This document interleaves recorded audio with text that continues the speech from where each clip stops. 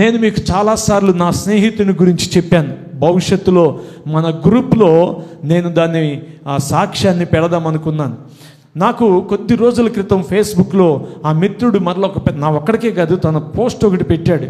అది చదివితే నా కళ్ళు చెమ్మగిల్లాయి. నన్ను బైబిల్ స్కూల్లో ఉండగా ఒక మాట చెప్పాడని చెప్పాను. ఏమిటో తెలుసా? You can do better than what I'm doing if you just believe in your cells and in God అన్న రెండు సెంటెన్సులు చెప్పాడు అతను నాతో. అతని పేరు జోజి కురియాకోస్ అనే ఢిల్లీ వాసి, కేరళ వాడు. ఆ తర్వాత ఇప్పుడు అమెరికాలో సెటిల్ అయ్యాడు. అయితే నేను అప్పుడప్పుడు విన్నాను, కానీ అతడు ఇచ్చినటువంటి సాక్ష్యం చదివిన తర్వాత ఇలా కూడా సాధ్యమవుతుందా అనిపించింది.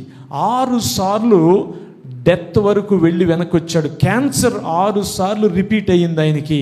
ఆయన ఒక హాస్పిటల్లో లేడీ నర్సు లాగా, అక్కడ జెంట్స్ నర్సులు ఉంటారు కదా, నర్సుగా పనిచేస్తున్నాడు అక్కడ. ఆయన 6 సార్లు క్యాన్సర్కి బారిన పడి 6 సార్లు కూడా డాక్టర్లు చేతులు ఎత్తేసారట. 6 times.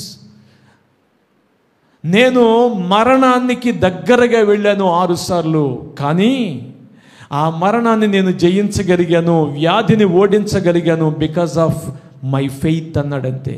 నా విశ్వాసమును బట్టి డాక్టర్లు చేతులు ఎత్తేసారు. నేను మీకు దాన్ని మన వాట్సాప్ గ్రూప్లో పెడతాను. ఇంగ్లీష్లోనే ఉంది, తెలుగులో కూడా తర్జుమా చేసి పెడతాను.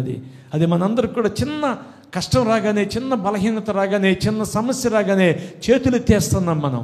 అయిపోయింది, నా వల్ల అయిపోయింది, నా వల్ల కాదు, నా చేత కాదు, ఇది నాకు ఎదిరించలేను, దీన్ని ఓడించలేను, దీన్ని జయించలేను అనే ఒక కంక్లూజన్కి వచ్చేస్తున్నాం కదా మనం చాలా సందర్భాల్లో. అలాంటి ఒక సాక్ష్యం వింటే మనకు ఎక్కడ లేని బలం, 2 ఏనుగులు బలం వస్తుందా అనిపించింది. అందుకనే దాన్ని మీకు నేను చెప్తాను.